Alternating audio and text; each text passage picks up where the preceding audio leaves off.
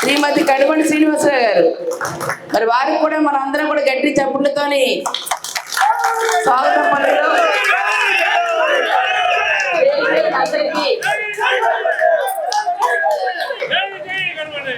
పేరు పేరున అందరికి కూడా హృదయపూర్వకంగా నమస్కారాలు తెలియజేసుకుంటూ, పెద్దలు మాట్లాడినప్పుడు చెప్పారు, ఈరోజు జరుగుతున్న ఎన్నికలు పేదవాడికి పెత్తందారులకి, నీతికి అవినీతికి, ధర్మానికి అధర్మానికి ఈ ఎన్నికల కురుక్షేత్రంలో ప్రతిపక్షం గౌరవ పక్షం అయితే ఈరోజు జగన్మోహన్ రెడ్డి గారి జనపక్షం అయి పాండవుల పక్షాన్ని నిలబడి ఈరోజు వస్తున్న నవరత్నాలు లాంటి ప్రతి కుటుంబానికి అందించే ఘనత భారతదేశంలోనూ ఏకైక ముఖ్యమంత్రి ప్రజల ముంగిటే పాలనించి ప్రతి ఇంటికి కూడా వాలంటరీ ద్వారా అవన్నీ అందిస్తున్న ఏకైక మరి ముఖ్యమంత్రి జగన్మోహన్ రెడ్డి గారు మళ్ళీ మన ముఖ్యమంత్రిగా చేసుకోవాల్సిన అవసరం ఉందని తెలియజేస్తున్నాను. దయచేసి ఒకసారి ఆలోచన చేయండి. ఎన్నికలు వచ్చాయి కాబట్టి సూపర్ 6 అంటారు, షణ్ముగా ఉంటారు, కొత్త మేనిఫెస్టో తీసుకొచ్చారు. మళ్ళీ గతంలో ఏ విధంగా అయితే చెప్పారో ఏం చెప్పారు, 666 అంశాలతో ఇచ్చారు. ఒక్కటైనా చేసి పట్టి పాపాన్ని పోయిందా అని వీళ్ళు ప్రశ్నించాల్సిన అవసరం ప్రతి ఒక్క వైఎస్ఆర్ కార్యకర్తపై ప్రతి ఒక్కరి మీద ఈ రోజు ఉందని చెప్పేసి ఒక్కసారి ఆలోచన చేయమని అడుగుతున్నాను.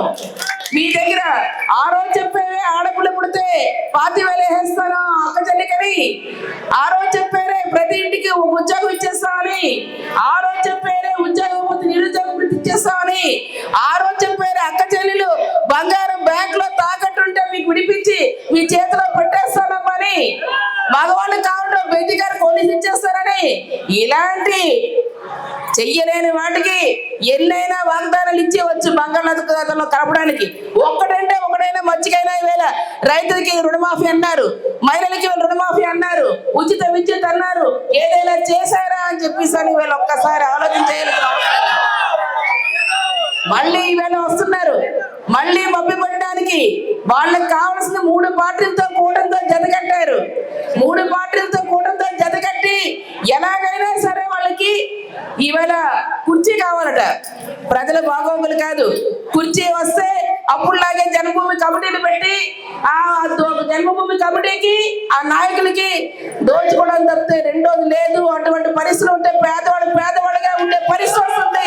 దయచేసి దానికి ఇవాళ తిప్పి పట్టాల్సిన అవసరం ప్రతి ఒక్కరి మీద ఉందని మరి తెలియజేస్తున్నాను. మళ్ళీ ఏవో చెప్పి ఏదో అని భ్రమంలో పెట్టి మళ్ళా దాన్ని అంటే వాళ్ళు నమ్మితే మోసపోయే పరిస్థితి ఉంటుంది. కాబట్టి దయచేసి ఒక ఆలోచన చేయండి. ఈరోజు ముఖ్యమంత్రి గారు జగన్మోహన్ రెడ్డి గారు ఏదైతే గత మేనిఫెస్టో ఇచ్చారో ఈ రోజు కూడా మన కొత్త మేనిఫెస్టోని కూడా రిలీజ్ చేశారు. మన పిల్లల్ని స్కూల్కి పంపిస్తే అమ్మఒడి గతంలో 15,000 ఉంటే ఇవాళ 17,000 రూపాయలు. ఏదైతే ఈరోజు మన పిల్లలు చదువుతున్నారు కాలేజీలో అంటే వాళ్ళకి విద్యా దీవెన, వాళ్ళ హాస్టల్లో ఉంటే వసతి దీవెన, ఈరోజు ఇంకా ఉన్నతమైన చదువులతో అవుతే వారికి విదేశీ విద్య లాంటి దాన్ని కూడా వీళ్ళు ఇవ్వడం. వాళ్ళని ఈరోజు 0 వడ్డీతో ఇవాళ అక్క చెల్లెని ఆర్థికంగా ముందుకు తీసుకెళ్లే విధంగా చేసిన ఘనత కూడా చంద్రబాబు నాయుడు గారికి చుచ్చి ఈరోజు మాట ఇచ్చిన దాన్ని ఆపి ఏదైతే ఆయన చేయలేదో వాటన్నిటిని కూడా ఈరోజు చేసి ఈరోజు జగన్మోహన్ రెడ్డి గారు అవన్నీను ఈవేళ అక్క చెల్లెల పక్షాన్ని నిలబడ్డారు. మాట ఇచ్చి మాట తప్పడం కాదు, ఏ మాట ఇచ్చారో ఈవేళ ఇచ్చిన మేనిఫెస్టో మనసున్న మనిషిగా ప్రతి మనిషికి పేదవాడికి అట్టడుగున్న బడుగు బలైన అరగని గిరిజన మహిళ నేత యువత రవి ప్రతి ఒక్కరి సంక్షేమ ధ్యేయంగా తీసుకుని వెళ్ళి ఈరోజు కార్యక్రమాలు పడుతున్నారు. అటువంటి వారికి ఈరోజు మనం అండగా ఉండాల్సిన అవసరం ఉంది. ఏ మాట చెప్పారో రైతన్నకి రైతు భరోసా, ఈరోజు వారికి కావాలి రైతు భరోసా కూడా గత 13,000 ఉంటే ఇవాళ 16,000 రూపాయలు.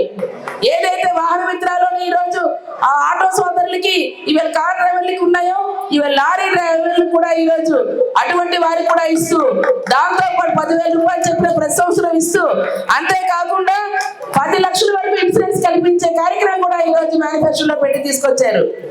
ఎవరైతే ఈవేళ మరి 0 వడ్డీ 3 లక్షల రూపాయల వరకు ఈవేళ అక్క చెల్లెమ్మలకి వర్తింపజేసేటట్టుగా ఇచ్చారు. ఒకసారి ఆలోచన చేయండి దయచేసి.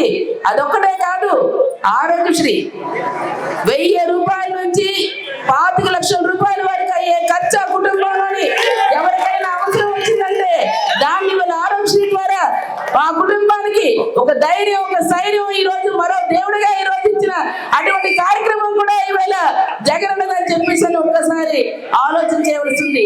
ఏదైనా చేశారా? ఏ రోజైనా పట్టించుకున్నారా? పేదవారి తాలూకా ఇబ్బందులు చూసారా?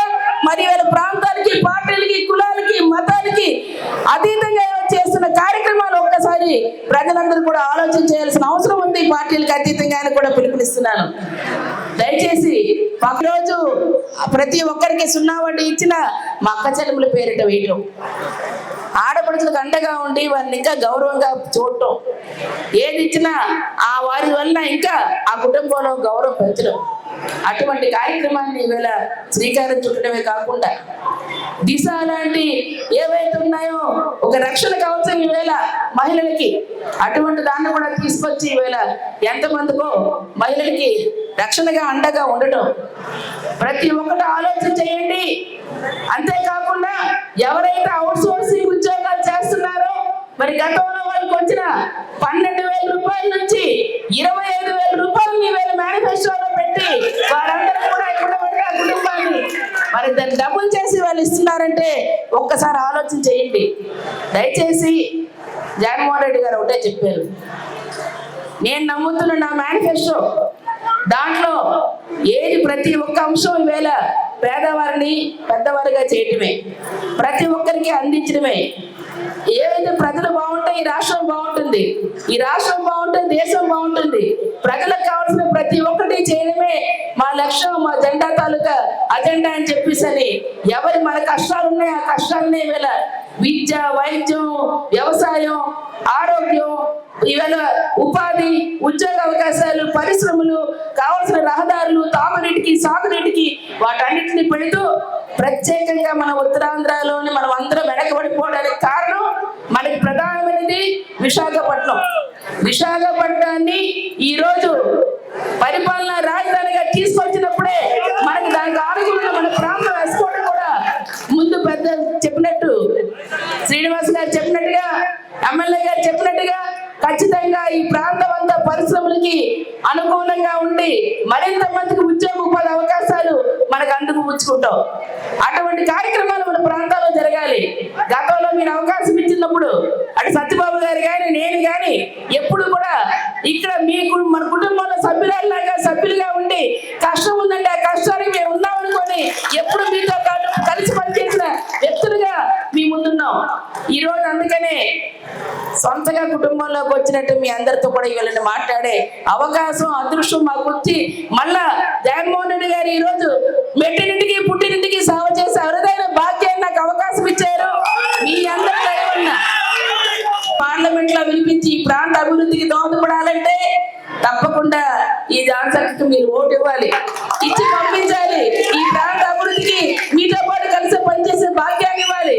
అంతేకాకుండా ఏదైతే ఈవేళ పరిపాలన రాజధానిగా వస్తే ఈ చుట్టుపక్కల మరి సుమారు భీమిలి దగ్గర నుంచి మనకి ఏదైతే ఎస్కోట అందులో కొత్త వలస సంబంధించి అయితే మరిన్ని ఈవేళ దానికి సంబంధించిన కేంద్రం సంబంధించినవి, రాష్ట్రం సంబంధించినవి అనేకమైనవి ఈవేళ సంస్థలు వస్తాయి. దాని ద్వారా అంతేకాకుండా ఓ పక్కన ఐటీ పరిశ్రమ వస్తుంది.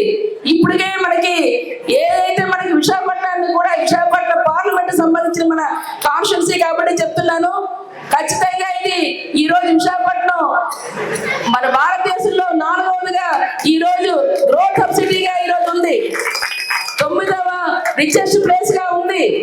ఈ రోజు అత్యధికంగా ఖచ్చితంగా ఈవేళ విశాఖలో కూడా ముఖ్యమంత్రి గారు అనేకమైన కనెక్టివిటీలు, అనేకమైన రహదారులు, అనేకమైన రోడ్లు, అనేకమైన ఫ్లైఓవర్లు ఈ రైల్వే సంబంధించి గతంలో భీమిలి కాదు అలాగే జాము దగ్గర భీమ్సింగ్ దగ్గర ఒకటి, అది నేను రైల్వే కమిటీలో ఉన్నప్పుడే అవి కూడా చేయించి ఈ ప్రాంతానికి ఇచ్చిన కార్యక్రమం కూడా మరి చేయడం జరిగింది. విశాఖపట్నంలో పెట్టేద్దాం అనుకుంటే పెట్టడం లేదు, ప్రత్యేకించి ఎస్కోట్ నియోజకవర్గాన్ని విజయనగరంలో వదిలేశారని చెప్తున్నారు. విశాఖపట్నంలో ఉన్నదే అభివృద్ధి చేయడానికి ఈరోజు దమ్ము ధైర్యం ఉంటే విశాఖపట్నం పరిపాలన రాజధానిగా మీరు మేము కూడా సమర్థిస్తున్నామని చెప్పమనండి. ఉన్న ఊరిలోని దాని గురించి సమర్థించలేని వాళ్ళు పక్క ఊరి నుంచి మాట్లాడడానికి ఏం అర్హత ఉందని చెప్పేసి నిలదీయాల్సిన అవసరం ఉందని కూడా కోరుతున్నాను. మన ప్రాంతం, మన తాలూకా బాధలు, మన తాలూకా కష్టాలు, మన తాలూకా ఇబ్బందులు మనకు తెలుసు. మనకు తెలిసినట్టుగా వారికి ఏం తెలుసు? ఎప్పుడో వచ్చి ఎక్కడో వచ్చి ఎన్నికల్లో స్క్రిప్ట్లు రాసిస్తే మాట్లాడి చదివి వెళ్ళిపోవడం కాదు. ఈ ప్రాంత కష్టాలు, ఈ ప్రాంత ప్రజల తాలూకు కష్టాలు, ఈ వెనుకబాటు తనకి ఇబ్బందులు, వాటన్నిటి గురించి ఈవేళ తెలిసిన వాళ్ళు రావాలి. దయచేసి ఓటు చాలా విలువైనది. ఈ ఓటు వేశారంటే జగనన్నకు అవకాశం ఇవ్వబట్టే ఇన్ని కార్యక్రమాలు జరిగాయి. ఖచ్చితంగా మళ్ళీ మన జగనన్నని తీసుకొస్తేనే మళ్ళా మన ముందుకి వీళ్ళు పాలన ఇచ్చేదాన్ని మరింత ప్రతిష్టవంతంగా ప్రతి కుటుంబానికి సుఖ సంతోషం ఉండే విధంగా ఈరోజు అందించే కార్యక్రమం జగన్మోహన్ రెడ్డి గారు చేయడం, తథ్యం పరిపాలన రావడం వల్ల మన పిల్లలు బంగారు భవిష్యత్తు రానున్న తరాలకు అందించే వారికి ప్రతి ఒక్కరూ కూడా కదిలి రావాలని ముఖ్యమంత్రిగా జగన్మోహన్ రెడ్డి గారు విశాఖపట్నంలోని ప్రమాణ స్వీకారం చేసేందుకు అత్యధిక మెజారిటీతో ఈవేళ గెలిపించి బ్యాలెట్ నెంబర్ 1 కింద కడపటి శ్రీనివాస్ గారిది బ్యాలెట్ నెంబర్ 1, మరి ఝాన్సీది కూడా బ్యాలెట్ నెంబర్ 1. ఇద్దరు కూడా మీరు పేరు తీయగానే ఫస్ట్ లోనే ఉంటాయి. దయచేసి మీ అభిమానస్తులు మీరందరూ కూడా ఫ్యాన్ గుర్తుపై ఓటేసి అత్యధిక మెజారిటీతో కడపటి శ్రీనివాస్ గారిని గెలిపించి ఈరోజు అన్నిటికంటే ఎస్కోట్ నియోజకవర్గంలో అత్యధిక మెజారిటీతోని విశాఖ పార్లమెంట్ లో నెంబర్ 1 గా కడపటి శ్రీనివాస్ గారికి గెలిపించాలని మరి మీ అందరినీ కోరుతూ, మీ అలాగే ఈ సోదరికి కూడా అవకాశం కల్పించి ఇవ్వమని మీ అందరి తాలూకా అభిమానం రేపు విజయానికి నాంది చేయాలని, మీతో పాటు కలిసి పనిచేసే భాగ్యాన్ని ఇవ్వాలని, ముఖ్యమంత్రిగా జగనన్నకి మన కానుకగా పంపాలని చెప్పని స్థానికురాలైన నేను పుట్టినంటికి మెట్టినంటికి సేవ చేసే భాగ్యం మీ ద్వారా రావాలని మరొకసారి కోరుతూ, మనమందరం కూడా దానికి సిద్ధంగా ఉన్నామా? సిద్ధమా? సిద్ధమా? సిద్ధమా? సిద్ధమా? మన గుర్తు